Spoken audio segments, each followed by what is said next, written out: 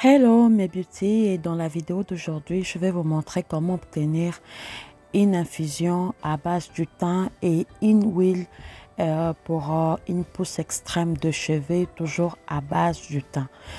Pour l'infusion, je vais prendre un bouquet de thym frais que je vais aller bien nettoyer, placer dans une casserole, verser 1 litre d'eau et porter à ébullition pendant 15 à 20 minutes. Il faut savoir que nos cheveux sont constitués à 95% de la kératine et une plante comme le thym va venir en fait accélérer la production de la kératine, ce qui va résulter à ce que les cheveux soient beaucoup plus forts, beaucoup plus élastique et brillant. Il va également stimuler l'irrigation du cuir chevelu. Il va assainir le cuir chevelu, il va revitaliser les cheveux, il va les tonifier. Vous l'aurez compris, c'est un top en fait. Donc, j'ai sorti du feu. Je vais aller rajouter une cuillère à café de lavande séchée. La lavande qui a des propriétés antibactériennes et antifongiques et qui lutte contre le pellicule. Et je vais aller bien remuer et laisser l'infusion continuer à se faire jusqu'à ce que l'eau refroidisse. Mais je peux laisser toute une nuit aussi, ça dépend. Et voilà, une fois que c'est bien frais, je vais aller maintenant tamiser. La lavande a également une huile qui va aller apporter de la brillance aux cheveux et ça sent très bon. J'aime surtout l'odeur de la lavande, franchement. Et je vais tout renverser dans un spray comme ça pour faciliter l'utilisation et je vais garder le reste au frigo. Moi, j'en avais mis beaucoup dans le vapeau, mais le mieux serait d'en mettre juste une petite quantité et mettre le reste dans une bouteille qui va aller rester au frigo. Donc, mettre juste une quantité pour 2-3 jours et le reste au frigo. Donc, pour l'utilisation, c'est quand vous voulez. Cette eau peut être utilisée juste pour hydrater les cheveux, pour démêler les cheveux ou soit après un shampoing. Ça peut être utilisé comme eau de rinçage, pardon. Donc voilà, ou juste être aspergé sur le cuir chevelu pour stimuler la pousse de cheveux ou être aspergé sur le pointe. Donc c'est vraiment comme vous voulez. Et ensuite, je vais aller maintenant passer à l'infusion pour obtenir une huile. Pour cette fois-ci, je vais utiliser le thym séché. Je commence d'abord par stériliser mes bouteilles, par bien les sécher. Cette étape est très importante si vous voulez avoir une infusion de qualité. Sinon, après, votre infusion peut se périmer.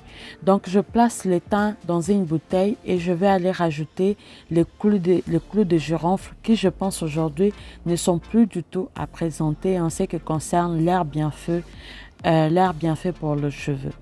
Donc, je place le tout dans une bouteille et je rajoute à peu près 400 ml d'huile d'olive et je vais aller bien remuer pour être sûr que tout est imprégné d'huile et je ferme la bouteille et je vais la garder dans un endroit sec et surtout à l'abri du soleil. Et revoilà mon infusion 2 mois plus tard. Et cette méthode est appelée infusion à froid, donc vous laissez macérer la plante pendant un temps donné. Ça peut être 2 jours, 1 semaine, 2 semaines. Moi, ça a pris simplement 2 mois parce que je paille le temps et parfois j'oubliais, voilà.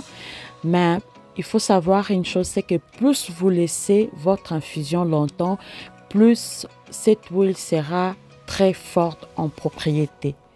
Voilà, donc je n'ai plus qu'à infuser et regardez-moi cette couleur, oh mon Dieu, je suis fan. La couleur montre par elle-même que l'infusion a marché, mais pour de vrai quoi. Je vais aller prendre un filtre à thé pour tamiser une fois de plus, juste pour faire sortir le petit résidu qui peuvent encore être dans l'huile. Mais vous pouvez utiliser une cape de perruque ou encore un tissu, ça marche tout aussi bien, pas forcément besoin d'un filtre.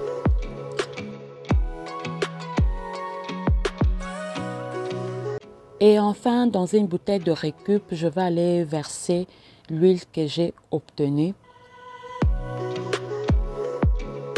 J'aurais dû utiliser un entonnoir, mais en fait j'avais la flemme. J'étais fatiguée, je voulais vite finir de filmer, voilà. Donc j'en ai mis partout.